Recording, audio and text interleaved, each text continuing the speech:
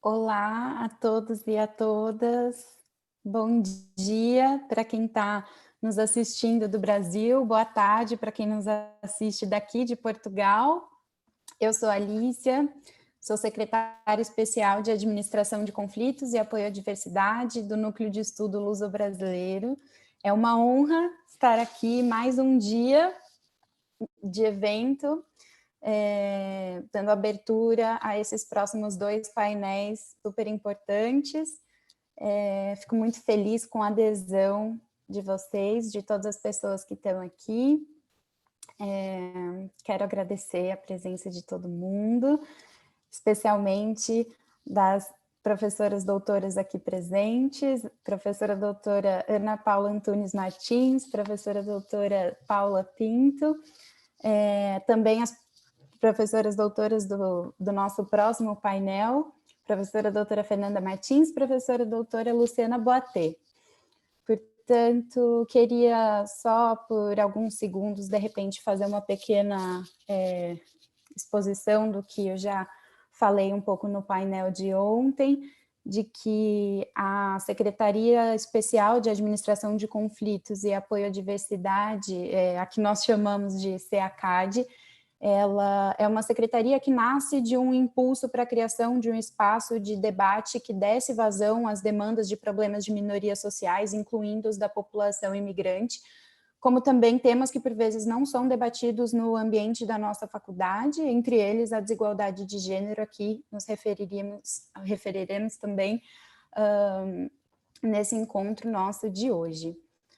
Quero agradecer mais uma vez a todas as pessoas que estão aqui, ocupando esse espaço de construção de conhecimento, de partilha de saber, num momento, enfim, muito específico, delicado e excepcional como esse que vivemos, de um período pandêmico, e também, mais uma vez, homenagear a todas que, enfim, olham por nós, cuidam de nós, todas as mulheres que aqui estão e que aqui não estão mais também, que se mantiveram fortes e em pé durante esse período que passamos. E com imenso gosto que passo a palavra para a nossa mediadora do primeiro painel, integrante da nossa equipe da SEACAD e colega pessoal também, Carolina Grande, que irá apresentar, então, mediar, aliás, o painel e apresentar as nossas professoras convidadas. Muito obrigada a todas as pessoas aqui presentes. Só queria, antes de mais, peço desculpas, dizer a todos vocês que quando ocorreu o encerramento do painel, nós colocaremos todas as pessoas que aqui estão na sala de espera até que comece o próximo painel depois de 30 minutos, certo? Porque nós temos esse intervalo de 30 minutos, portanto, com o encerramento do primeiro painel, todas as pessoas serão colocadas na sala de espera e logo realocadas de novo para a sala de reunião. Muito obrigada, passo agora a palavra. Obrigada, Alicia. Obrigada a presença de todos. Bom dia, boa tarde. Eu vou começar por me apresentar. Meu nome é Carolina, eu sou estudante da licenciatura da Faculdade de Direito da Universidade de Lisboa, estou no meu último ano. Já moro em Portugal há 4 anos, vim para fazer a faculdade e faço parte do CIACAD há relativamente pouco tempo, desde o início desse ano, mas tem sido um imenso prazer de fazer parte de iniciativas como essa. Como eu disse para a Alicia quando ela me convidou, eu não teria forma de recusar tal convite e negar fazer parte de iniciativas tão importantes dentro da faculdade e no geral, como esse evento do Dia da Mulher. Portanto, eu gostaria, em primeiro lugar, de agradecer às nossas oradoras por terem aceitado o convite, por estarem aqui presentes hoje, a professora doutora Ana Paula Antunes e a professora doutora Paula Campos Pinto.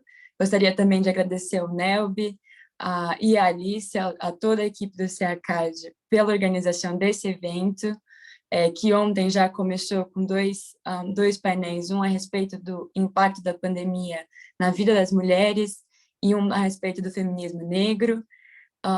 E hoje, então, passamos para o tema desse nosso painel, desse primeiro painel, que é o das políticas públicas feministas. Para mim é um tema muito caro, que eu considero ser muito importante e do qual eu gosto muito. Estou ansiosíssima para ouvir as apresentações das senhoras professoras aqui presentes, portanto também não vou me alongar, mas eu queria fazer uma nota de que eu acho muito importante nós, na Faculdade de Direito, pensarmos também nas questões das políticas públicas, na questão das intersecções dos conhecimentos e unir aquilo que é o direito à efetivação dos direitos, no plural. Sem mais delongas, eu queria só, a níveis de orientações técnicas, lembrar a todos que as oradoras vão ter 30 minutos cada para as apresentações, e depois nós vamos finalizar com 30 minutos para as perguntas. Podem já colocar as perguntas no chat, nós vamos anotando mesmo durante as apresentações. Quem no fim quiser falar, fazer a pergunta pessoalmente, também será possível nesses últimos 30 minutos, e nós vamos finalizar às 12h30 do Brasil e às 3h30 de Portugal. Portanto, sem me alongar mais, eu vou brevemente apresentar as duas oradoras e já passar a palavra para quem realmente importa aqui. A primeira oradora será a professora doutora Paula Campos Pinto, que é doutora em Sociologia, professora associada do ISCS, o Instituto de Ciências Sociais e Políticas da Universidade de Lisboa, onde também é fundadora e coordenadora do Observatório da Deficiência e dos Direitos Humanos. É membro do Centro Interdisciplinar de Estudos de Gênero do ISCS, um centro de pesquisa classificado como excelente pela FCT. Criou e ministrou diversos cursos na área de política social, sociologia e metodologia de pesquisa, incluindo o curso de graduação de Serviço Social em Deficiência e Saúde Mental e outros cursos de pós-graduação em Políticas, Diversidade e Inclusão. Métodos avançados de pesquisa 1 e 2 e tópicos avançados em estudo de gênero. A nossa segunda oradora de hoje é a professora doutora Ana Paula Antunes Martins, que é pós-doutoranda no programa de pós-graduação em Direitos Humanos e Cidadania da UNB, onde atua como professora colaboradora e orientadora de mestrado. É doutora em Sociologia na Universidade de Brasília, com período sanduíche na Faculdade de Psicologia e de Ciências da Educação da Universidade do Porto. É pesquisadora do Grupo de Políticas para o Trabalho, do Grupo de Processos de Inovação em Políticas Públicas e Gestão Social do Departamento de Gestão de Políticas Públicas da UNB e do Núcleo de Estudos e Pesquisas sobre as Mulheres do Centro de Estudos Avançados Multidisciplinares da UNB. E é associada da Comissão Nacional de Ética em Pesquisa. Portanto, com isso, eu passo a palavra, então, para a nossa primeira oradora, a professora doutora Paula Campos Pinto.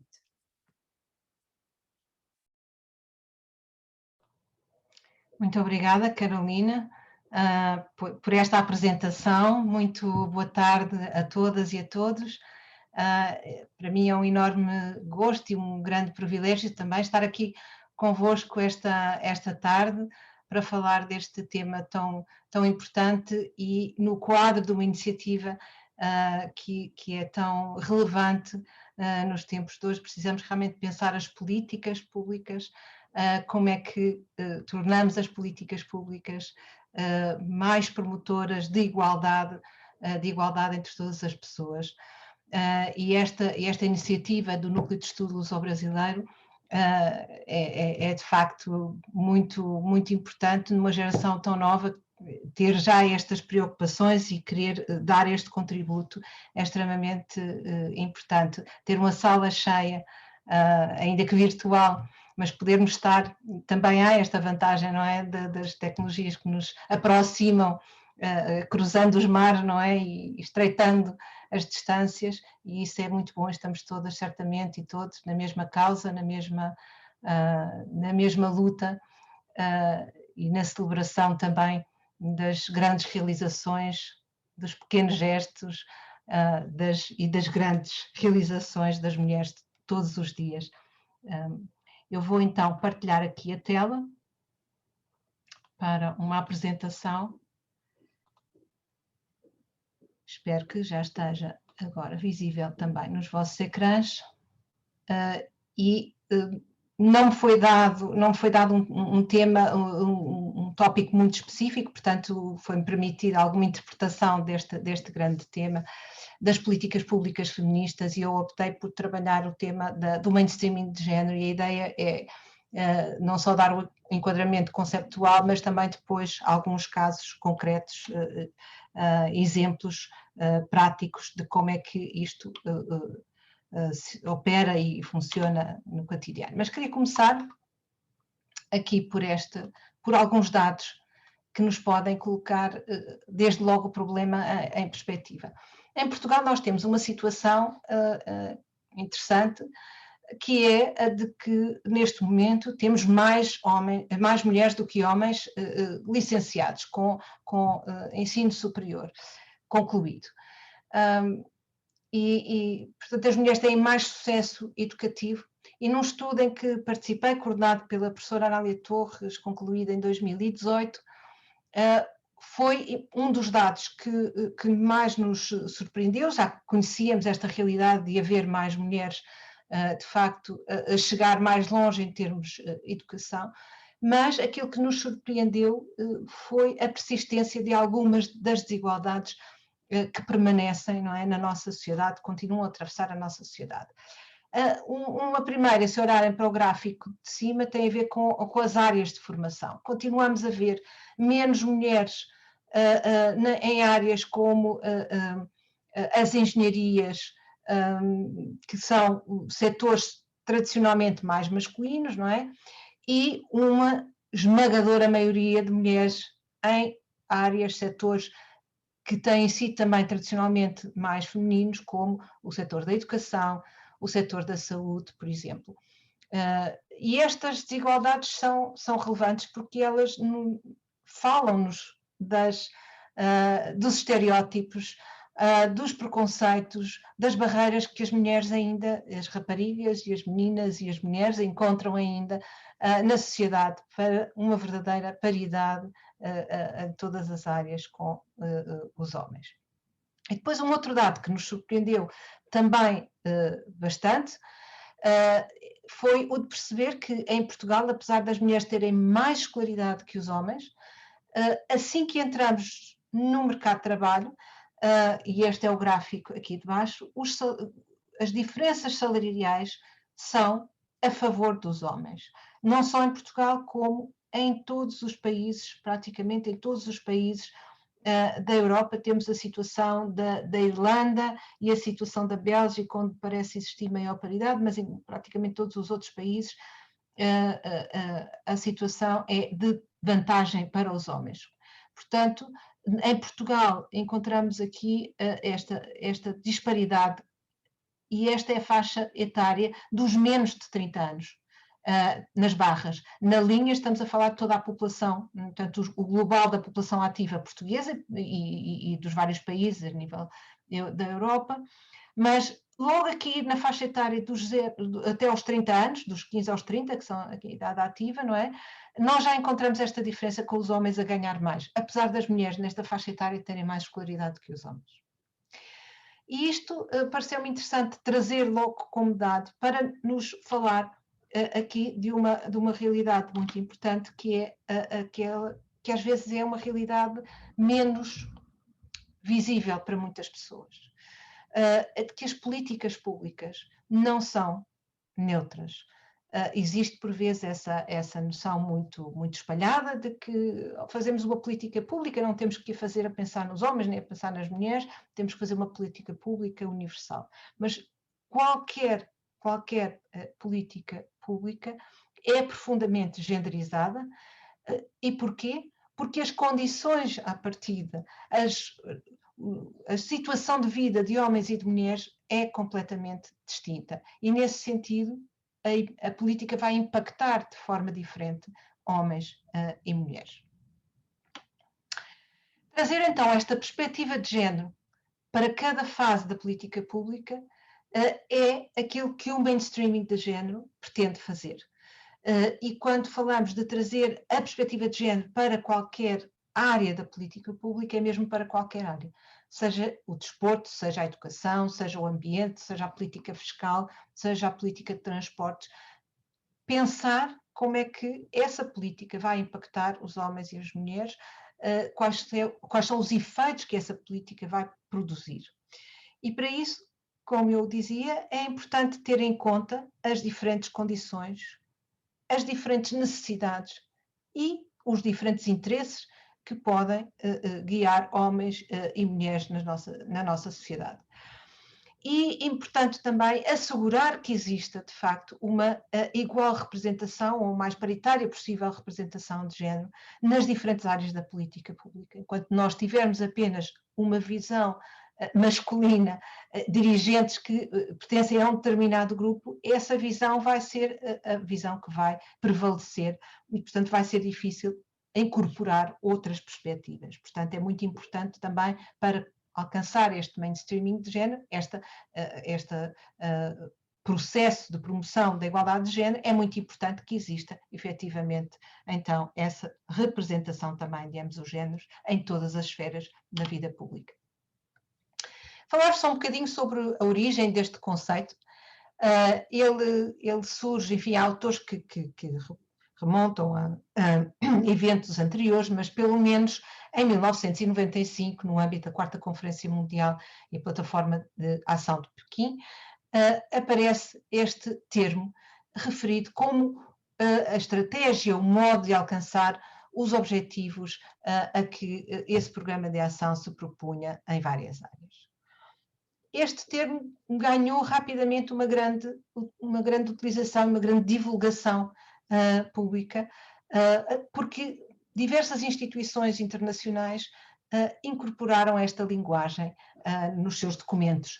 Por exemplo, em 1996, a União Europeia institucionaliza o conceito através de um documento e passa a ter também como objetivo, na sua política europeia, a promoção do mainstreaming de género e da igualdade de género.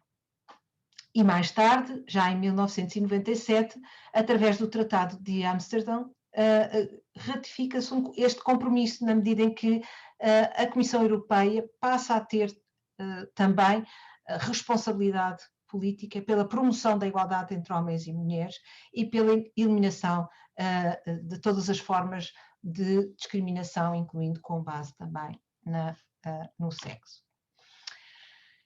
Em português, às vezes utilizamos o termo transversalidade para traduzir esta palavra de origem inglesa, o mainstreaming, a transversalidade, portanto, fazer atravessar as políticas em todo o processo de construção da política, desta preocupação, desta perspectiva do género.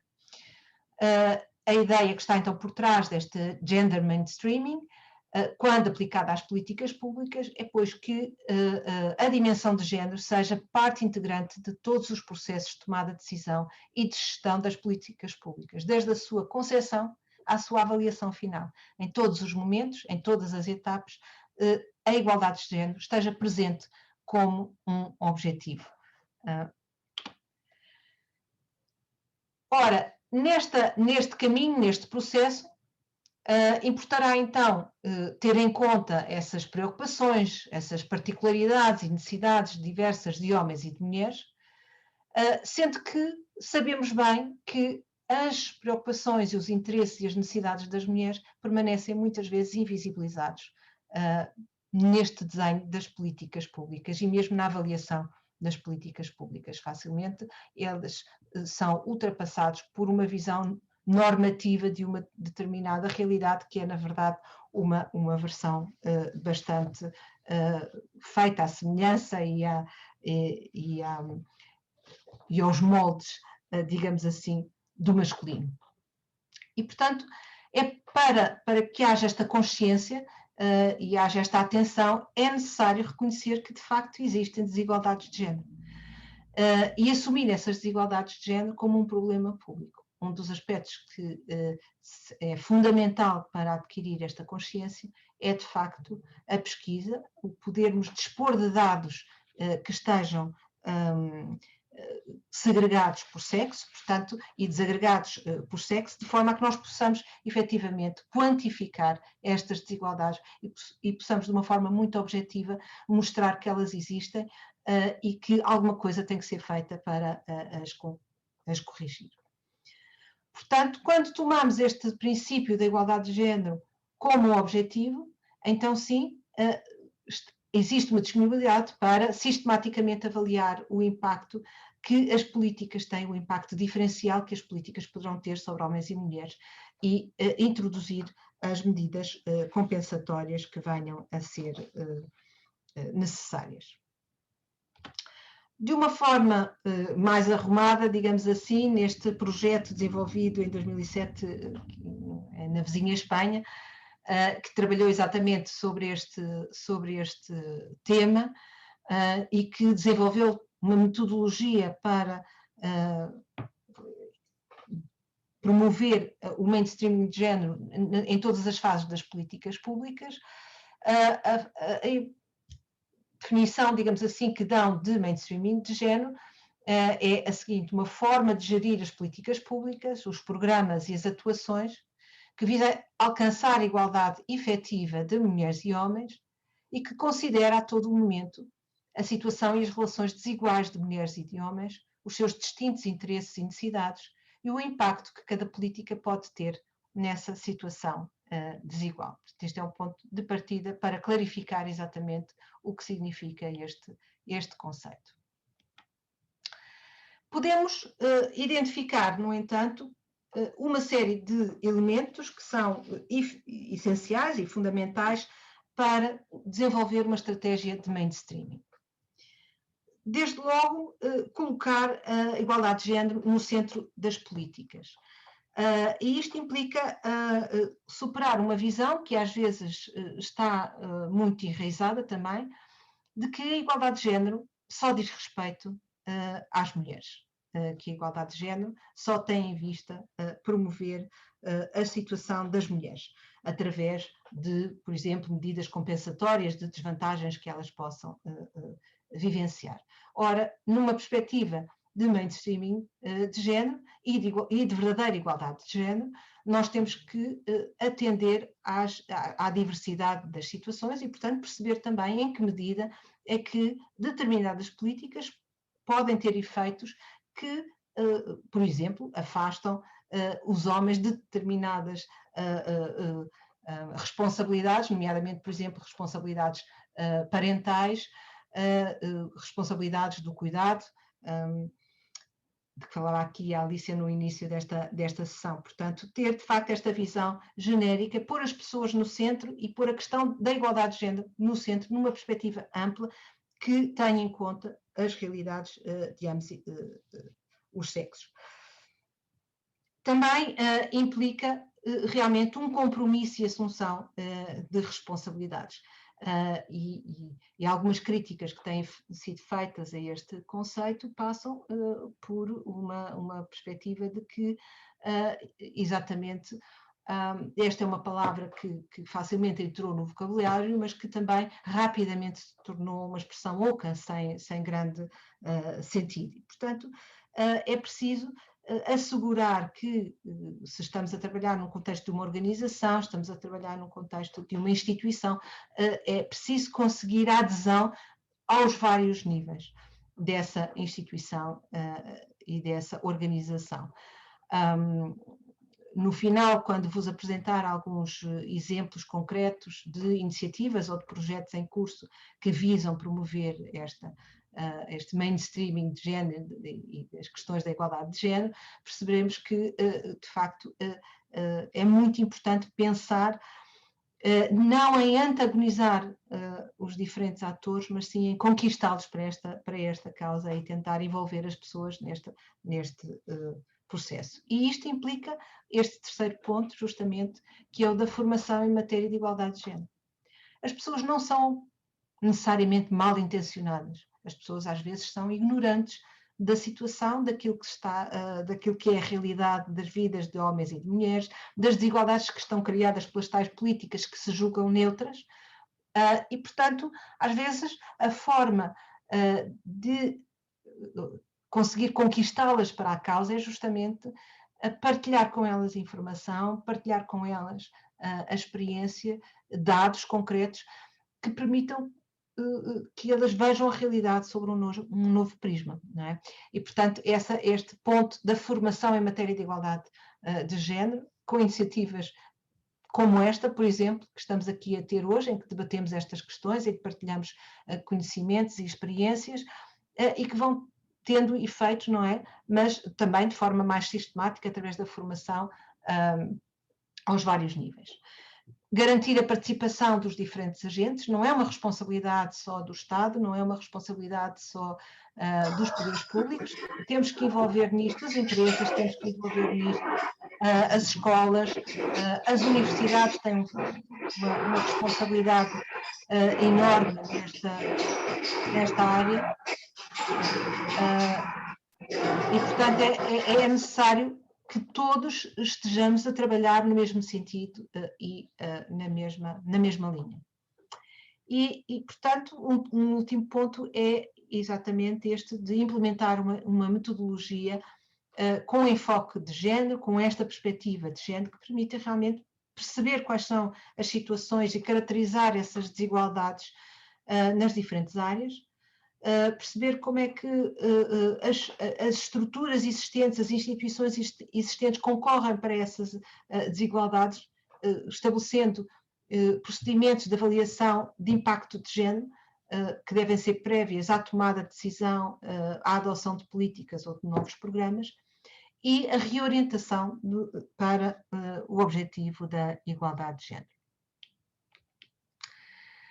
Esta estratégia de mainstreaming de género tem vindo a ser bastante trabalhada pelo Age, que é uma estrutura a nível da União Europeia, um instituto que se dedica muito especificamente às causas da igualdade de género em geral, e tem muito trabalho feito sobre a questão do mainstreaming de género, com muitos recursos que estão disponíveis, que podem ser consultados, que podem ser utilizados e que são muito úteis para quem quiser depois desenvolver toda esta análise e até encetar processos destes nas estruturas às quais está ligado ou nas áreas em que está a trabalhar. E então o Age define 4 etapas neste desenvolvimento de uma estratégia de mainstreaming e considera que elas são definir, planear, atuar e avaliar. Nesta primeira etapa, definir, aquilo que se procurará fazer é essa caracterização da situação, perceber de que modo é que as diferentes políticas afetam a vida cotidiana de homens e de mulheres, através destas tais análises de impacto de género, ou fazendo consultas aos diferentes atores e tendo aqui, privilegiando naturalmente também a voz das próprias mulheres nas suas múltiplas situações e dos homens, e através da análise, da recolha e da análise de estatísticas e da produção de estatísticas desagregadas. E às vezes as instituições, e aí penso que no Brasil estão bastante mais avançados do que nós aqui em Portugal, em termos da produção de estatísticas desagregadas por sexo, e há uma atenção nas principais instituições de produção de estatísticas deste sentido, e portanto é fundamental essa informação para podermos caracterizar, para podermos quantificar, medir o fenómeno, para perceber em que medida é que existe esse fosso, essa desigualdade entre homens e mulheres. Depois, no planeamento, o Age fala muito e insiste muito nesta estratégia do gender budgeting. E o que é isto? É uma análise também aos orçamentos das instituições, dos órgãos de poder local, aos orçamentos de âmbito nacional, no sentido de perceber, de facto, como é que está a ser gastos os nossos orçamentos públicos, não é? Quais são o impacto que esses orçamentos têm, como é que eles afetam recursos para iniciativas, políticas, programas que beneficiam mais homens ou mulheres, e isto tanto numa perspectiva de planeamento como numa perspectiva de avaliação. Portanto, também quando fazemos a avaliação, fazer essa avaliação de como é que foram despendidos os recursos financeiros. Sabemos que há sempre uma luta pelos recursos financeiros, eles são sempre insuficientes, para as áreas sociais então são sempre muito escassos, e é muito importante percebermos exatamente, identificarmos exatamente onde é que estão a ser colocadas as prioridades. Às vezes vemos belos planos feitos, mas depois não encontramos a contrapartida em termos de recursos financeiros para acompanhar esses planos e, portanto, percebemos imediatamente que vai haver dificuldade em concretizar aquilo que está planeado. Nos planos é muito importante a existência de indicadores. Se nós traçarmos objetivos com base nas tais estatísticas, na fotografia da situação existente, planearmos ações para o futuro, estabelecermos metas com calendarização dessas metas, com recursos afetos e com indicadores para podermos medir se alcançarmos ou não esses objetivos. Por vezes também vemos belos planos, belas intenções políticas, mas depois essa falta de rigor na definição de indicadores faz com que nunca possamos concretamente compreender se alcançamos ou não esses objetivos. Atuar tem a ver já com a implementação da estratégia, não é? E aqui a grande importância que é dada, como já tenho vindo a sublinhar, às questões da sensibilização sobre a igualdade de género e à formação sobre a igualdade de género, no sentido de sensibilizar as pessoas, captá-las para esta realidade, mostrar-lhes de facto a tal fotografia das desigualdades existentes, e isto pode ter que ser feito com apoio de especialistas, em parcerias entre organizações que têm papéis diferentes, umas ligadas ao mundo académico, outras trabalhando no terreno sobre estas realidades, outras com poderes públicos e autoridade para poder incitar mudanças importantes. E, finalmente, a avaliação, porque estes ciclos nunca se completam se não formos acompanhando, monitorizando os pequenos progressos que vamos fazendo, mas também avaliando depois nas datas que estavam previstas inicialmente no plano, se estamos a avançar ou não no sentido adequado. Eu depois peço também que me indique, Carolina, se estiver já muito perto do final do tempo, por favor. Ora bem, apesar de todas estas... Professora, peço desculpa pela interrupção, só se a professora conseguir encerrar nos próximos 5, 10 minutos no máximo, seria ideal, para nós termos algum tempo para as perguntas. Obrigada. Muito obrigada, muito obrigada. Eu vou então acelerar um bocadinho, porque de facto nós às vezes depois entusiasmamos e perdemos a noção do tempo.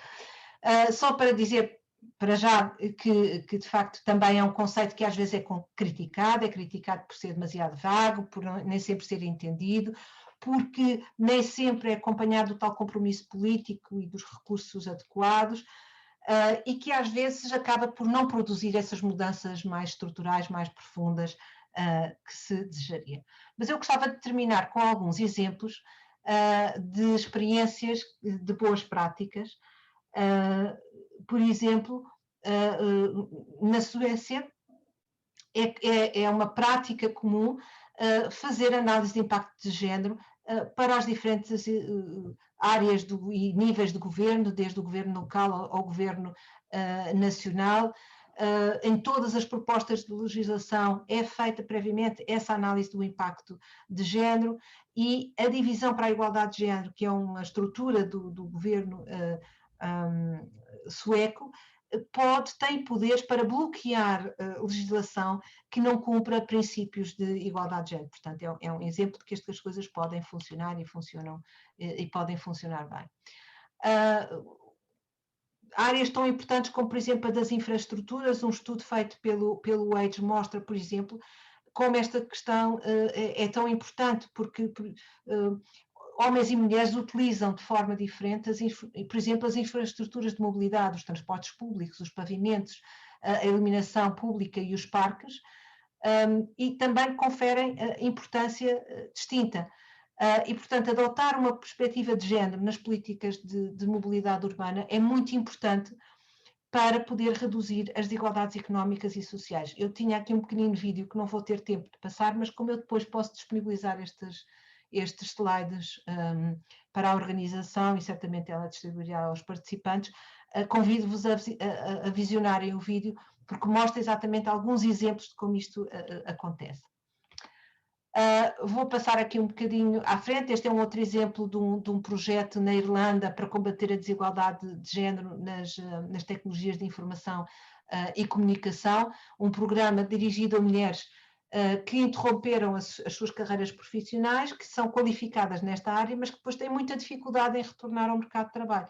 E este programa, através de programas de atualização de competências, coaching, mentoring, facilita e promove realmente a reentrada destas mulheres no mercado de trabalho, num setor onde os homens ainda predominam, mas onde as competências das mulheres são tão importantes. E terminar, se calhar, aqui com 2 projetos portugueses, um que foi o Plano para a Igualdade de Género da Universidade da Beira Interior. Hoje já temos várias universidades em Portugal com planos para a igualdade de género. Esta foi a primeira, em 2011. Começou também com um diagnóstico e desde 2012 tem vindo a desenvolver relatórios anuais e a continuar atenta a esta realidade e a tentar tomar medidas que promovam uma melhor conciliação família-trabalho, a utilização de licenças parentais, a questão das diferenças salariais, portanto, combatendo todas essas desigualdades. E, por último, um projeto em que estou também a participar, também coordenado pela professora Anália Torres, e que tem em vista exatamente esta promoção da igualdade de género nas instituições de ensino superior, portanto, conhecer e depois desenvolver ferramentas e tecnologias que possam promover e apoiar o mainstreaming de género nestas instituições, através de análise de dados estatísticos, de entrevistas e de 4 estudos de caso que estamos a desenvolver agora, estamos agora a iniciar a partir para o terreno para estes estudos de caso, onde procuraremos trabalhar justamente em 4 universidades, 4 escolas de ensino superior, trabalhando com alunos, com funcionários, com docentes, com dirigentes, primeiro para tentar avaliar as situações e traçar a tal fotografia da situação, mas depois para, em conjunto com eles, pensarmos como é que podemos melhorar esses indicadores e promover uma maior igualdade de género nestas instituições. Muito obrigada, fico então por aqui e peço desculpas desde já se ultrapassei um bocadinho o meu tempo e estou disponível para todas as questões. Obrigada. Muito obrigada, senhora professora Paula Pinto. Não tem problema em relação ao tempo, foi ótimo, foram exatamente 30 minutos. Muito obrigada pela exposição tão informativa. Para também não atrasar o nosso tempo, nós temos mais tempos para as perguntas depois. Eu vou já passar a palavra para a nossa próxima oradora, a senhora professora Ana Paula Martins.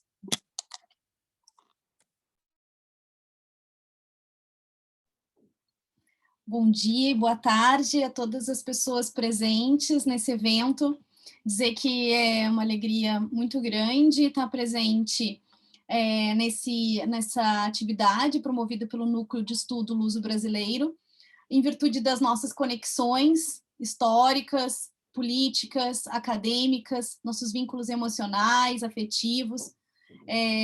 Para mim, especialmente importante, eu tive uma oportunidade de, durante o meu doutoramento, estudar em Portugal, na Universidade do Porto, na Faculdade de Psicologia e Ciências da Educação daquela universidade, sob supervisão da professora Maria José Magalhães. Foi uma experiência muitíssimo rica de compreensão de que nossos propósitos de construção de uma sociedade mais justa, plural, equânime, é um projeto transnacional, um projeto que nós podemos articular a partir da nossa capacidade de mobilidade e produção de conhecimento coletivo comum. Nesse sentido, esse encontro que trouxe professoras que têm um papel importante para o desenvolvimento do conhecimento, assim como a professora Paula Pinto, que eu tive a oportunidade com quem eu tenho a oportunidade de dividir essa mesa agora, cujo trabalho conheço e acompanho, e é um momento muito importante para que a gente possa, em primeiro lugar, divulgar o modo como as mulheres se colocam na produção do conhecimento e têm tido um impacto relevante por meio de suas pesquisas e intervenção para a produção de políticas públicas. Então, é fundamental dizer que, quando nós nos dedicamos aos estudos de gênero ou estudos feministas, nós nos deparamos e conhecemos uma teoria, né, as teorias de gênero, um conjunto de teorias com fundamentos epistemológicos distintos, diversos, a partir das políticas de localização científica, sobre a qual eu vou falar um pouco hoje, mas nós também nos deparamos com uma política e uma ética, porque não existem estudos de gênero ou estudos feministas deslocados de uma proposta que seja de explicitação das nossas maiores desigualdades e que seja de produção de transformações relevantes da nossa sociedade. Então, existe um projeto epistemológico que é um projeto político de transformação necessária das desigualdades, das injustiças históricas. Então, falar sobre esses fundamentos epistemológicos também é uma forma de falar dos fundamentos das políticas públicas. Porque, como a professora Paula dizia anteriormente, as políticas públicas não são neutras, são dadas por processos conflitivos, sim, processos que envolvem a definição de um problema público. E construir um problema como um problema público no que diz respeito aos estudos feministas, no que diz respeito aos estudos de gênero, explicitar elementos, fatos, questões que estiveram e ainda estão na invisibilidade.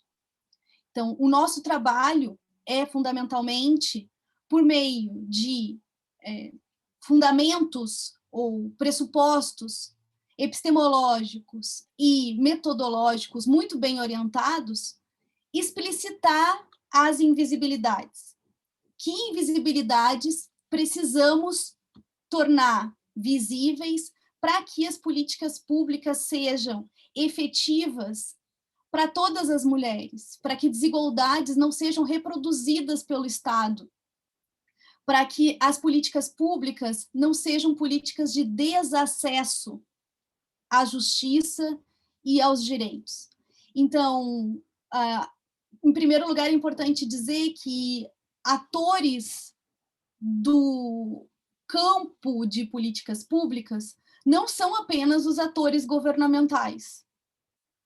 As políticas governamentais estão contidas nas políticas públicas, mas políticas públicas não são apenas políticas governamentais. Então, a sociedade civil, as universidades, o sistema de justiça, os organismos internacionais, as empresas e o mercado estão absolutamente comprometidos nos propósitos da construção de uma sociedade justa e igualitária. E isso está previsto em uma série de fundamentos, diretrizes internacionais, como a Agenda 2030, o Objetivo do Desenvolvimento Sustentável número 5, propõe que esse compromisso é um compromisso compartilhado entre diferentes setores da sociedade. E, nesse sentido, é preciso que nós estejamos atentas aos nossos compromissos como pesquisadoras, como futuras ou atuais agentes públicas, gestoras públicas, atores e atrizes do sistema de justiça, como muitas aqui, estudantes de direito, serão em diferentes posições, né? Na docência, na pesquisa, na defensoria pública, no Ministério Público, no Poder Judiciário, na advocacia, tão importante para a defesa dos direitos das mulheres, com criatividade para que a legislação possa considerar e possa, por meio de interpretação e também de novos fundamentos legais, abarcar a experiência vivida pelas mulheres, a diversidade das mulheres. Então, a proposta que eu trouxe aqui hoje é pensar como esse estabelecimento de um problema público, por meio da visibilização das experiências vividas pelas mulheres, requer uma postura epistemológica para a produção de saberes que são fundamentais para políticas públicas baseadas em evidências. Romper com o negacionismo, e a gente pode pensar que a violência de gênero também é uma forma de negacionismo, na medida em que ela continua se produzindo e se reproduzindo. Nós sabemos que é um mecanismo estrutural das nossas sociedades, e mesmo assim há setores, há governos, há atores que negam a violência de gênero contra as mulheres como uma das estruturas fundamentais da nossa desigualdade. Então, atuar contra isso, ou atuar para promover políticas públicas de enfrentamento à desigualdade, passa pela produção de evidências, mas evidências que, em grande medida, rompem com as lógicas do conhecimento moderno, da produção da ciência na perspectiva moderna. O pensamento feminista trouxe grandes, e tem trazido grandes contribuições para romper com algumas lógicas que, como nós vamos ver, são lógicas excludentes e lógicas que, a despeito de reivindicarem a objetividade, negam a experiência de um conjunto muito relevante de atores e setores da sociedade. Então, como disputar a perspectiva da objetividade para a produção de evidências a partir de uma lógica feminista ou baseada em princípios científicos, sim, mas éticos e políticos? Então, vamos pensar que esse processo é um processo que congrega necessariamente experiências vividas, que parte necessariamente de experiências vividas. Então, todas nós somos interceptadas, confrontadas rotineiramente com casos de violência de gênero, que muitas vezes são banalizadas ou são alvo de sensacionalismo na mídia, né? Mas que comunicam, a cada notícia, se comunicam com experiências próximas de mulheres que nós conhecemos ou com experiências pessoais sobre violência, né? E que nos rememoram ou nos incitam a perceber como a violência está arraigada nas nossas representações sociais sobre o masculino e o feminino, sobre o universo dos afetos, né? E que mostram como as assimetrias de gênero são estruturais. Ontem foi divulgado mais um relatório, anteontem, no dia 8 de março, foi divulgado mais um relatório da Organização Mundial de Saúde, Violence Against Women Prevalence Estimates, baseado em dados de 2018, dados globais, que assinala que 1/3 das mulheres do mundo sofre violência física ou sexual ao longo de suas vidas. 1/3 de nós já sofreu ou sofrerá ou sofreremos violência física ou sexual ao longo de nossas vidas. E esse exercício de mudar o pronome, né?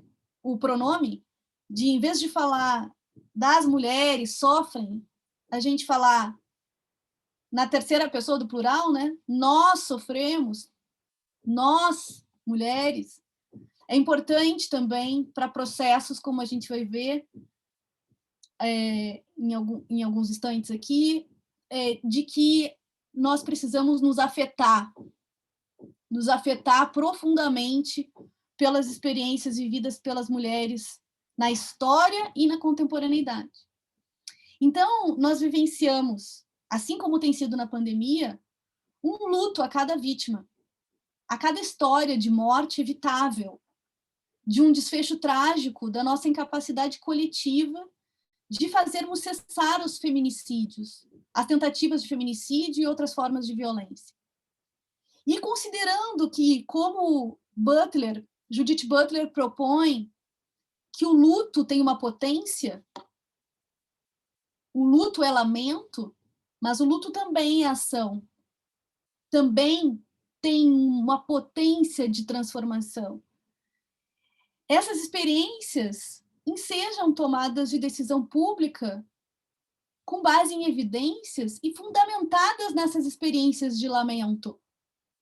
São essas experiências de um lamento coletivo com essa injustiça histórica de que 33,3% de nós sofremos ou vamos sofrer violência física ou sexual ao longo de nossas vidas, dessa injustiça humanitária com as mulheres, que nós vamos elaborar um processo coletivo de transformação social. E essa transformação social, no que diz respeito a nós, mulheres pesquisadoras, mulheres que estamos implicadas no processo de produção do conhecimento, passa pela colaboração com a produção de evidências, nos diferentes espaços onde atuamos.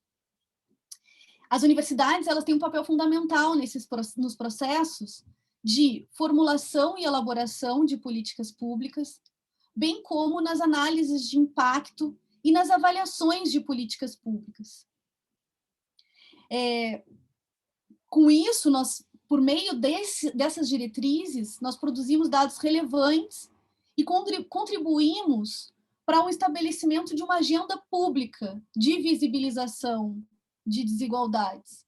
Essa agenda pública justamente expressa o reconhecimento do Estado e da sociedade civil de que a desigualdade de gênero é uma prioridade. E de que modo essa prioridade vai ser estabelecida, isso passa pela nossa produção de argumentos com bases, como disse antes, científicas, políticas e éticas. Na nossa legislação aqui do Brasil, a Lei Maria da Penha, que nesse ano vai fazer 15 anos, e que foi uma lei que alterou as nossas estruturas estatais. Nós podemos fazer uma série de críticas à Lei Maria da Penha, ou melhor, a sua implementação no que diz respeito às necessidades de visibilizar diferentes mulheres e a necessidade de expandir especialmente os nossos serviços especializados. Mas nós precisamos dizer que essa lei alterou fundamentalmente a estrutura do Estado, ampliou as responsabilidades dos agentes estatais, promoveu a intersetorialidade, que é a comunicação entre atores, entre setores de políticas públicas, e a transversalidade, como dizia a professora Paula antes, que é um princípio, um fundamento das políticas públicas de gênero. No artigo 8º da Lei Maria da Penha, há uma previsão de que a política pública que visa coibir a violência doméstica e familiar contra a mulher será realizada por meio de um conjunto articulado de ações da União, dos Estados, do Distrito Federal e dos municípios e de ações não governamentais. Então, a Lei Maria da Penha amplia responsabilidades e gera governança aqui. Essa palavra que tem sido tão importante, né? A governança, que mostra que a administração pública, hoje, não apenas no Brasil, uma diretriz internacional, ela requer a formação de redes transnacionais, redes intersetoriais, redes multinível, entre atores relevantes para a consecução de um propósito. E, nesse caso, o propósito é o enfrentamento à desigualdade de gênero. E nesse artigo 8º, o inciso 2º diz que uma das diretrizes para a implementação da lei é a promoção de estudos e pesquisas, estatísticas e outras informações relevantes, com a perspectiva de gênero e de raça ou etnia, concernentes às causas, às consequências e à frequência da violência doméstica e familiar contra a mulher, para a sistematização de dados a serem unificados nacionalmente e a avaliação periódica dos resultados das medidas adotadas. Então, nessa perspectiva, a pesquisa ocupa um lugar fundamental, a produção de conhecimento ocupa um lugar fundamental para, como eu disse antes, a elaboração do luto.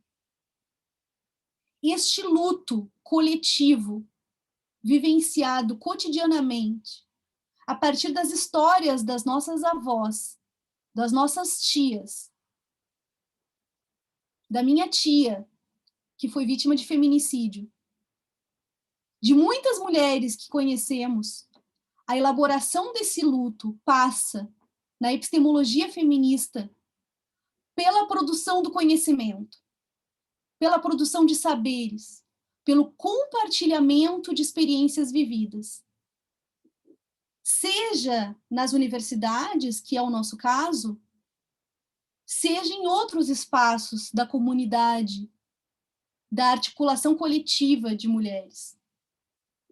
Nas epistemologias feministas, a escrita ocupa um lugar central de reversão de uma série de papéis que são impostos pela produção de estereótipos machistas, racistas, de quem pode escrever e de quem pode ser lido, de quem tem experiências que são consideradas relevantes socialmente. A escrita é uma forma de resistência. Resistência é uma lógica patriarcal, sim, na produção do conhecimento. Que muito embora as mulheres, como a professora Paula mostrou, tenham muito acesso à educação, no Brasil isso também acontece, as mulheres têm prevalência na conclusão do ensino médio, por exemplo, esse acesso não repercute em acesso a direitos equânime e nem acesso a espaços de tomada de decisão equânime. Vide a nossa participação ínfima nos parlamentos. Né? Então, a produção do conhecimento é uma forma de resistência a essa lógica patriarcal no mundo público, né? E que faz com que nós possamos enfrentar alguns mecanismos que são chamados de telhado de vidro, ou labirinto de cristal, né? Que são essas barreiras invisíveis que as mulheres enfrentam. Romper essas barreiras também é uma forma de influenciar nas políticas públicas, influenciar na tomada de decisão. Né?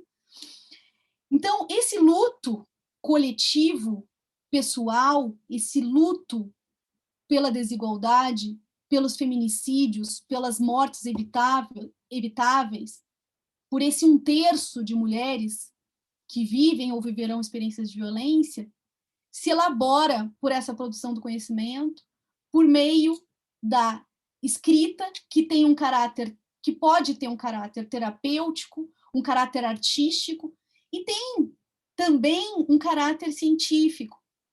Todas essas dimensões da escrita e da produção do conhecimento, elas rompem com a invisibilização das mulheres.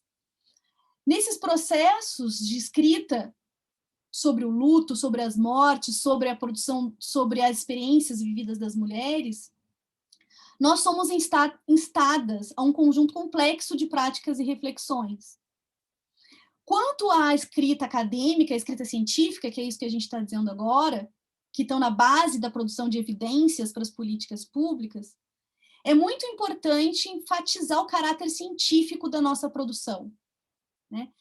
Uma vez que essa produção é dotada nos termos do que produziu Sandra Harding, é dotada de uma objetividade forte, em que os compromissos sociopolíticos favoráveis à diversidade e os compromissos epistêmicos científicos com a objetividade não precisam ser necessariamente conflitantes. Então, a Sandra Harding chama para a produção do conhecimento feminista a objetividade como uma forma de explicitar que a homogeneidade de pesquisadores no universo científico tende a apresentar menor capacidade de reconhecer os valores e os interesses sociais. Então, quanto mais heterogêneo um campo, mais objetivo ele será. Maior objetividade ele terá, porque terá a composição de diferentes visões de mundo e experiências vividas. Então, a gente pode pensar aqui que estamos falando tanto de pesquisadoras, de um universo mais plural dentro da ciência, para a produção de conhecimentos úteis à tomada de decisão, quanto estamos falando de mulheres que são participantes de pesquisa. Então, eu diria, foi o que eu preparei para trazer aqui hoje, que nossas práticas de produção do conhecimento, de produção de evidências, envolvem 3 dimensões. A primeira delas seria a adoção de abordagens quantitativas e qualitativas nas estratégias de definição de corpos de pesquisa. Em segundo lugar, um processo de autorreflexividade e autocuidado nesses trânsitos de produção do conhecimento, nas nossas trajetórias como pesquisadoras. E, em terceiro lugar, a observância de diretrizes éticas, especialmente quando pesquisamos com e sobre mulheres em situação de violência. Então, sobre a primeira dimensão, abordagens quantitativas e qualitativas, é muito importante produzir conhecimentos a partir de distintas e plurais vozes, né, em que diferentes racionalidades são levadas em conta. E isso nos leva para pesquisas com amostras mais representativas, não apenas numericamente, mas também do ponto de vista dos perfis das mulheres, dos perfis das pessoas que pesquisamos.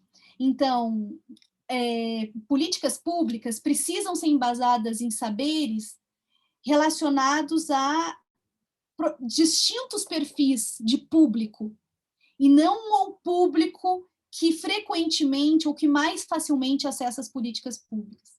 Então, abarcar a pluralidade da experiência a partir de marcadores de raça, de classe, de gênero, sexualidades, território, nacionalidades, isso tudo é fundamental para que tenhamos corpos de pesquisa mais representativos da diversidade. E políticas públicas, como resultado disso, mais acessíveis a diferentes pessoas. A segunda dimensão é a autorreflexividade e o autocuidado. Fundamentada em Karl Mannheim, a gente pode dizer que esse conceito de autorreflexividade designa a necessidade de se compreender o próprio eu, ou o próprio espírito, a fim de que se possa conhecer o espírito do tempo, né? Que é essa expressão que mostra quais são as representações, as visões de mundo predominantes. Então, reconhecer que somos sujeitos históricos e corporalmente situados e transitórios. Nós também somos corporalmente situadas e transitórias, não são só as pessoas sobre quem produzimos conhecimento que são situadas, que são corporalmente posicionadas. Então, reconhecer-se como um sujeito é fundamental para produzir processos de, como diz Bruno Latour, afetação pelas diferenças. Então, isso é a política da localização, que foi muito bem desenvolvida pelas teorias feministas, especialmente nesse momento, tem sido muito acessadas pelas feministas negras, né, como processos de corporificação que produzem um deslocamento produzido por essa política que estabelece a necessidade de produzir uma geopolítica do conhecimento. Não temos muito tempo para falar sobre isso, mas dizer que, a partir do corpo, da autorreflexividade corporificada, a gente desafia distinções entre o local e o global, né, por meio de uma economia política global do conhecimento. Com isso, a gente descoloniza o método, por meio da corporificação social. Né? Então, o gênero ele não envolve um diálogo exterior ao tempo, entre o biológico e o simbólico. Envolve um vasto processo formativo na história, ao mesmo tempo criativo e violento, no qual os corpos e as culturas estão igualmente em jogo.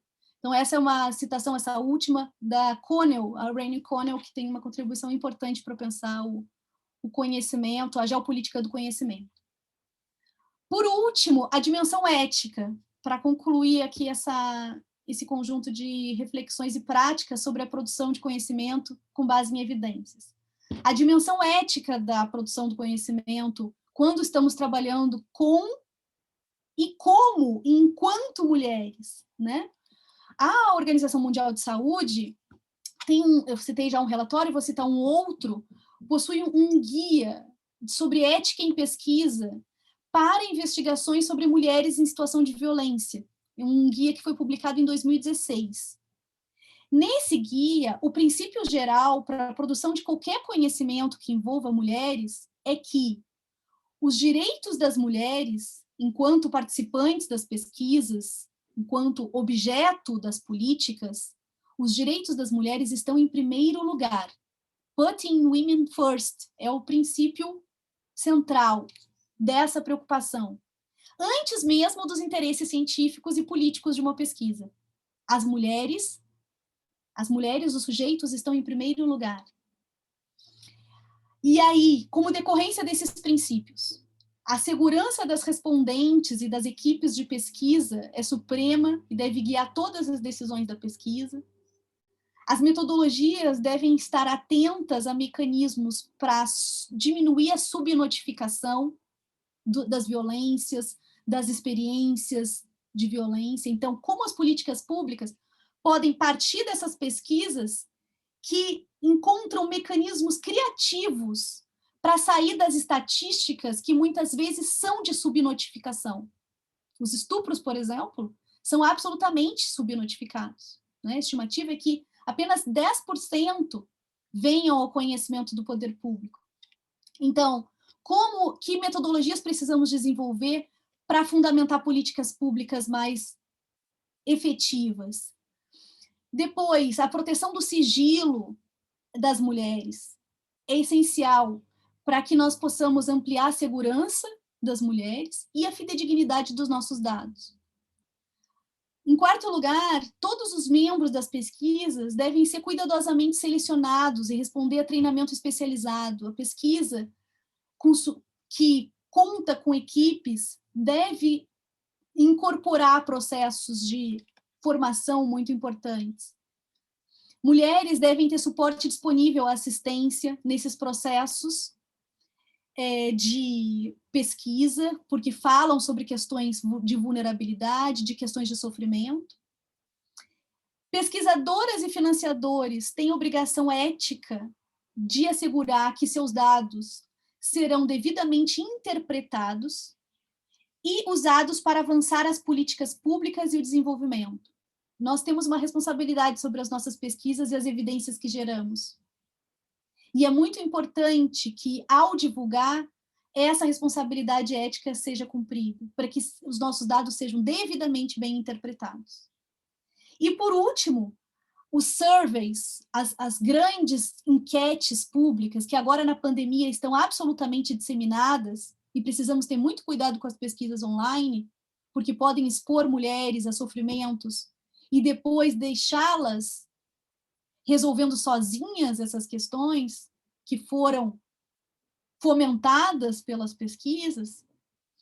Os surveys devem ter muito cuidado para o encadeamento das questões, para não ampliar os riscos a que as mulheres já estão submetidas, riscos emocionais, inclusive. E questões de violência devem ser evitadas quando este não é o propósito central daquela pesquisa. Ou seja, não se faz pesquisa sobre outras coisas e insere ali uma questão sobre violência. Precisamos ter muito cuidado, e muito cuidado ético com o tema da violência. Então, seriam essas as contribuições. Obrigada, peço desculpa se passei um pouco do tempo, mas tentei cumprir aqui os 30 minutos, não sei se consegui. E dizer que nós temos essa responsabilidade de elaboração desse luto coletivo. E a nossa responsabilidade também se cumpre, se exerce por meio da produção do conhecimento, da escrita e da leitura dos textos e da produção de outras mulheres. Muito obrigada pela atenção E no momento agora, seguinte, eu peço a autorização de vocês para exibir um vídeo, uma música, para que nós possamos ver a diversidade, a pluralidade de mulheres que estão presentes no na nossa arena pública, na nossa sociedade.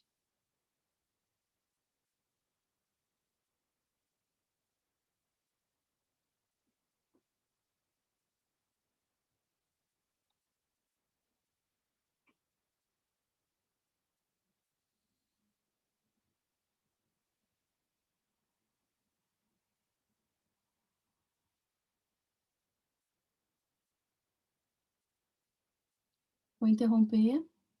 Passa de novo.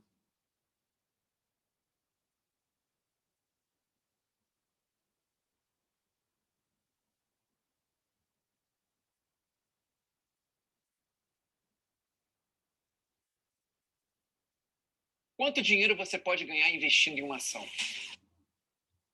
Preciso pular o anúncio, só um instante.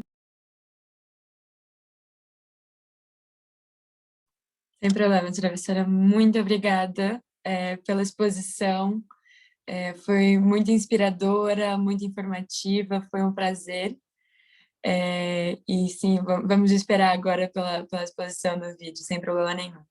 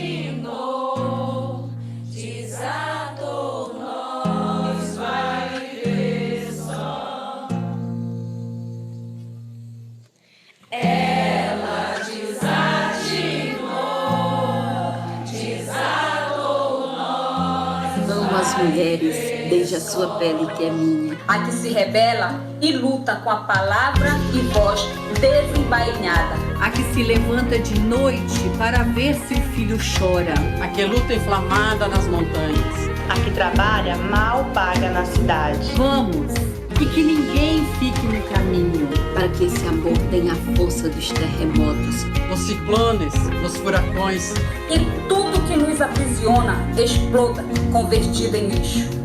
Eu não me vejo na palavra fêmea, alvo de caça, conformada, vítima, vítima. Prefiro queimar o mapa, traça de novo a estrada, ver cores nas cinzas e a vida reinventar. Um homem não me define, minha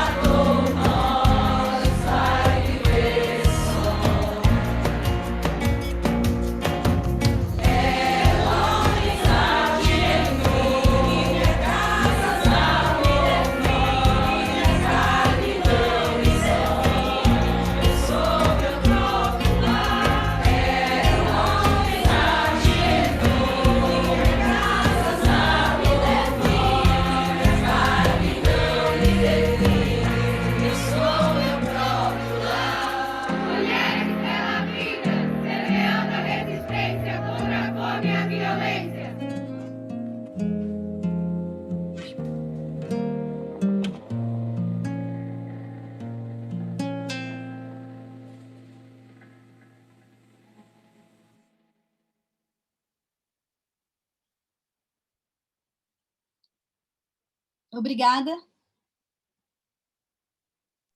Muito obrigada, senhora professora. Olha, vou até abrir mão da formalidade um pouquinho para dizer que eu fiquei arrepiada com o vídeo, eu quase me emocionei e tenho visto muitas reações também muito positivas no chat, de pessoas que adoraram, pediram, inclusive, depois o link, a gente pode passar aqui no chat depois. Queria agradecer novamente pela excelente exposição, senhora professora, e vamos abrir, então, para as perguntas, temos por volta de 15 minutinhos, um pouquinho menos. Então, novamente, quem quiser enviar as perguntas diretamente para o chat, fique à vontade. O que eu vou tentar fazer é unir algumas das perguntas que são semelhantes.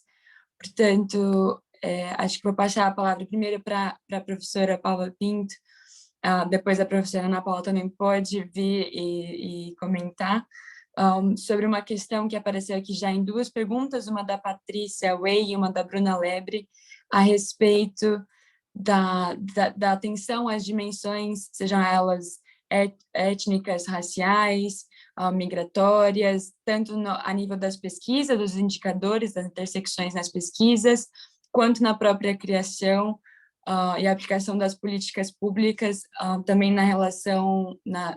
dentro da questão da dimensão de gênero. Gostaria de adicionar isso mais especificadamente para a professora Paula Pinto. Eu sei que a senhora professora trabalha no Observatório de Deficiência e Direitos Humanos, vi que a senhora professora tem imensos escritos a respeito de mulheres e meninas com deficiência, e gostaria também, então, de adicionar essa dimensão ao comentário da professora. Obrigada. Sim, muito obrigada, Caroline. Eu acho que essa questão é muito pertinente, porque nós falamos de género, mas aliás a professora Ana Paula referiu isso muito na sua intervenção. Não estamos a falar de um bloco que é homogéneo, não é? Pelo contrário, há grande heterogeneidade, há grande diferença e, portanto, nós não podemos pensar as políticas públicas nessa homogeneidade, porque corremos o risco de perpetuar essas desigualdades com outros grupos, de criar novas desigualdades, inclusivamente.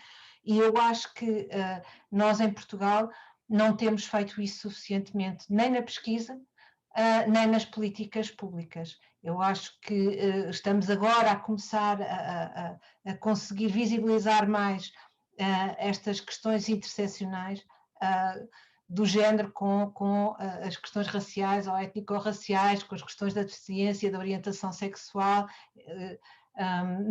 e outras, mas da idade também, mas não fazemos ainda isso suficientemente e, portanto, acho que é o desafio que nós temos permanente, é fazer essa reflexão, é ouvir essas vozes, é ter a certeza de que estamos também a atender a estas questões. E isso pode implicar, em determinados momentos, uma atenção focada em grupos específicos, porque de outra forma não é possível trazer essa visibilidade com o mesmo plano de igualdade, quer dizer, acaba por ficar esquecido. Portanto, em determinados momentos isso pode ser importante existir essa atenção focada, mas precisamos que as grandes iniciativas de investigação contenham essa preocupação também, não é? Em Portugal nós temos, infelizmente, algumas limitações em termos da recolha de dados, por exemplo, nos nossos censos, que vão ocorrer em princípio este ano, a operação censitária, que é de 10 em 10 anos, houve uma grande discussão sobre as questões étnico-raciais e acabou por vingar a tese de que não se recolhiam esse tipo de dados de forma discriminada, e isto vai impedir que nós possamos fazer depois certas comparações. Nós precisamos de ter essa informação desagregada em tudo o que seja a recolha de dados. Eu que trabalho na área da deficiência, como a Carolina referia, sinto muito essa dificuldade. Eu posso estudar as pessoas com deficiência, as mulheres com deficiência, as raparigas com deficiência, mas eu preciso compará-las com a população em geral para poder visibilizar as tais desigualdades. Portanto, se eu tenho um estudo só focado naquelas pessoas, naquele grupo, acabo por não conseguir fazer isso. É importante que os grandes inquéritos, as grandes operações censitárias também integrem essa dimensão. E aí estamos um pouco mais limitadas e acho que temos muito a aprender com o Brasil.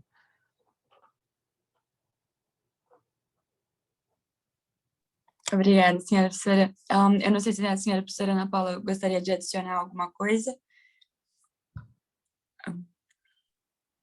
O conceito de interseccionalidade, né, que a professora Paula lembra, que estava na base das nossas apresentações, é realmente muito importante como teoria, como fundamento epistemológico, e agora o nosso grande desafio, o nosso maior desafio é traduzir esse conceito para os propósitos da gestão pública. Então, como produzir orçamentos que considerem a interseccionalidade, como produzir avaliações de políticas públicas na perspectiva interseccional, né? Então, me parece que esse é o tema fundamental da agenda, né? Que a interseccionalidade esteja presente nos mais diferentes, mais variados setores da ação pública. Muito obrigada, professora. Eu agora, por acaso, tenho uma pergunta pessoal minha. Também para as duas professoras, agora podemos fazer o caminho inverso. A professora Paula e a senhora professora Ana Paula falaram em transversalidade ou em redes transacionais do conhecimento na construção de políticas públicas que tenham uma preocupação de gênero. E eu gostaria de ouvir um comentário a respeito dessa necessidade de um processo de passar as questões que muitas vezes são vistas como individuais de cada mulher para um debate público que transforme e que preocupe todas as organizações da sociedade, sejam elas o próprio Estado, as ONGs ou as ONGs, como se diz em Portugal, e até os outros âmbitos da sociedade. Primeiro, então, a senhora professora Ana Paula, se quiser começar. Existe um conceito que tem sido muito ventilado nessa visibilização das experiências, especialmente das experiências das mulheres e das pessoas que tiveram relegadas no processo de escrita, de serem lidas, de serem faladas, sobre quem sobre quem se produz conhecimento, e mais do que isso, quem produz o conhecimento. Quem produz o conhecimento? E esse conceito de sul global me parece muito útil, não tanto do ponto de vista, apenas do ponto de vista geográfico, mas de uma política da localização do conhecimento que permita uma mobilidade com fundamentos geopolíticos da circulação do conhecimento, né? Tanto da nossa mobilidade como pesquisadoras, né? Das nossas experiências, como também de uma mobilidade da lógica, uma reversão da lógica do que a Connell também chama de extroversão, né?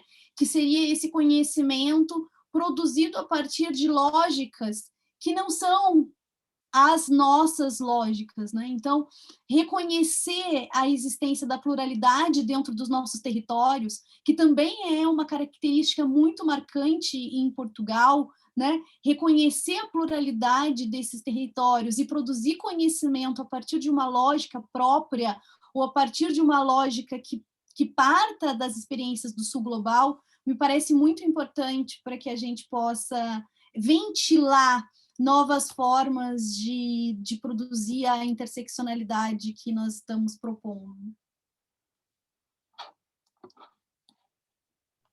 Muito obrigada, senhora professora. Agora passo a palavra para a professora Paula. Obrigada, Carolina. Bom, eu parece-me que esta questão toca na essência do pensamento e da ação feminista, não é? Fazer do pessoal o político. E há um papel extraordinariamente importante para, eu considero, para a investigação e para a academia, né, exatamente em trazer essas vozes, essas experiências individuais para essa arena pública, mostrando que elas não são particulares, mas são, de facto, vozes que engrossam um coletivo. E E a forma de fazer pesquisa, há bocadinho também a professora Ana Paula referia-se, não é, às metodologias feministas e ao modo como as abordagens feministas também revolucionaram a forma de fazer pesquisa, romperam com paradigmas anteriores muito mais positivistas e centrados numa ideia de objetividade e de neutralidade do investigador que na verdade para nós não corresponde àquilo que é a realidade. E aquilo que eu tenho tido experiência de vivenciar esta transformação, trabalhando na área da deficiência, por exemplo, fiz pesquisa em países no norte da África, onde nós sabemos que a situação das mulheres é de grande opressão e de muito pouca liberdade e autonomia, e o simples facto de algumas mulheres que ainda para mais na tal interseção e interseccionalidade das suas vidas acumulavam com a situação de serem mulheres, o facto de terem uma deficiência, mas participarem numa pesquisa pode ser uma experiência extremamente transformadora, e foi para algumas dessas mulheres com quem eu tive contacto, na Argélia, por exemplo.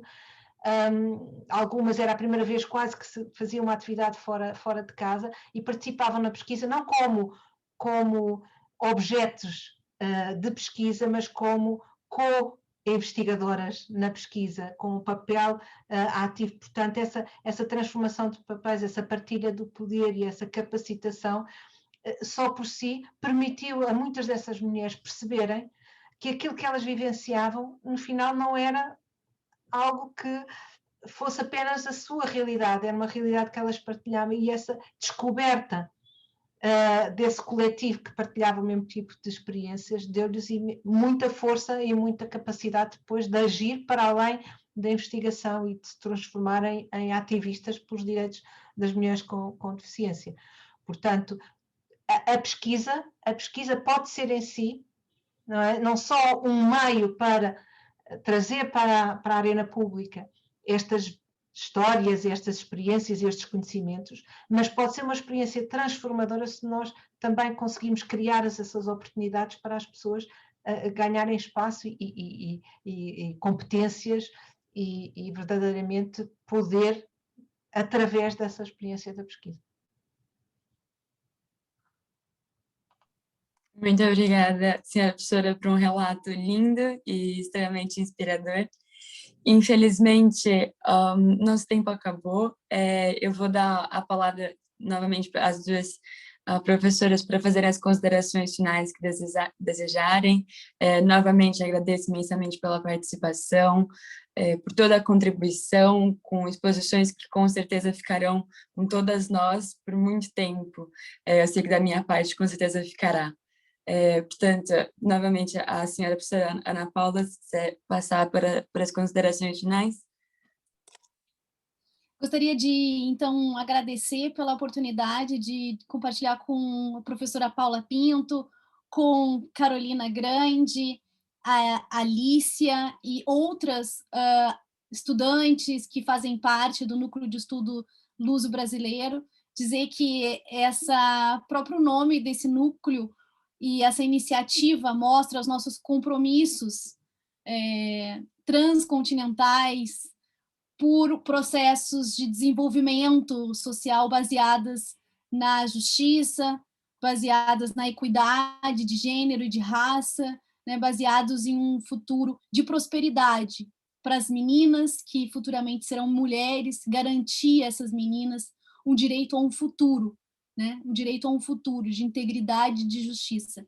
Então, mesmo em contextos muito adversos, né, nós lamentamos por toda essa crise política e sanitária que se estabelece no mundo, né, particularmente nos nossos países, no Brasil, né, um drama muito grande que tem gerado muitas tristezas e dificuldades para o nosso país, para as mulheres, inclusive, do nosso país, que têm sofrido muito com a sobrecarga, né, com a dimensão, o peso do cuidado, e que as nossas pesquisas e que o nosso papel, a nossa resistência, né, como mulheres, seja uma resistência de quem se afeta, de quem se importa e de quem está absolutamente comprometida com o desenvolvimento das nossas sociedades, né? E eu acredito muito na potência dessa mobilidade que a gente está fazendo agora enquanto ciborgues, né?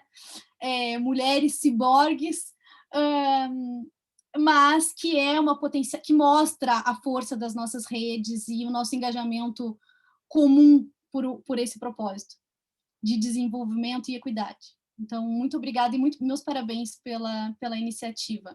Longa vida ao NELB. Obrigada. Bom, eu também agradeço mais uma vez e cumprimento e saúdo-vos realmente por esta extraordinária iniciativa, por mobilizarem tanta gente, por todas as que aqui estiveram, por todo o conhecimento e por toda a luta que travam no dia a dia. Eu queria só aproveitar para fazer um comentário muito breve um comentário que a Alicia deixou também aqui no bate-papo relativamente à importância das políticas públicas que promovam a partilha dos cuidados de forma informal. Este ponto se calhar não o focámos tanto, mas eu acho que é realmente um ponto essencial para as questões da igualdade.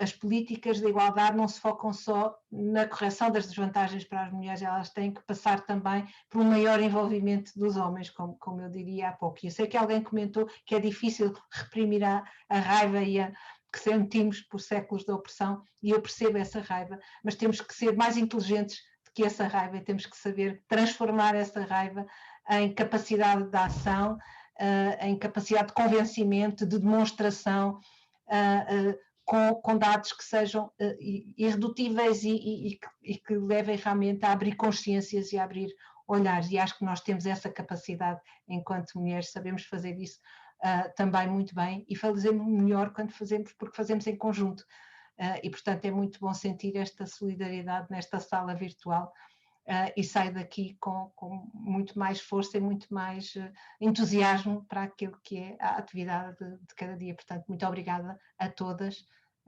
um resto de boa tarde e muita coragem para os dias difíceis que estamos todas a enfrentar. Estamos juntas. Obrigada. Igualmente, senhora professora, novamente agradeço muito a participação de ambas as professoras nesse evento e convido a todas e todos a assistir ao nosso próximo painel a respeito das mulheres e cárcere, que começa às 1h do Brasil e às 4h de Portugal, que vai contar com a participação da senhora professora doutora Fernanda Martins e da senhora professora doutora Luciana Boatê. E com isso eu encerro esse painel, passo a palavra agora para a Alicia, para finalizar a nossa sessão, e muito obrigada. Mais uma vez, muito obrigada, senhoras professoras, foi incrível poder estar junto de todas que estão também aqui presentes. Agradeço imensamente pela oportunidade e agradeço a todas também em nome da Secretaria Especial de Administração de Conflitos e Apoio à Diversidade e do NELB. E pronto, queria avisá-las mais uma vez que agora, nesse momento, seremos todas colocadas na sala de espera para fazermos a transição para o próximo painel, que dá início daqui 30 minutos. Portanto, não se assustem, serão todas realocadas novamente para o nosso próximo painel. Muito, muito, muito obrigada e que continuemos nossa jornada na luta e, enfim, no comprometimento com os nossos princípios e valores. Muito obrigada a todas.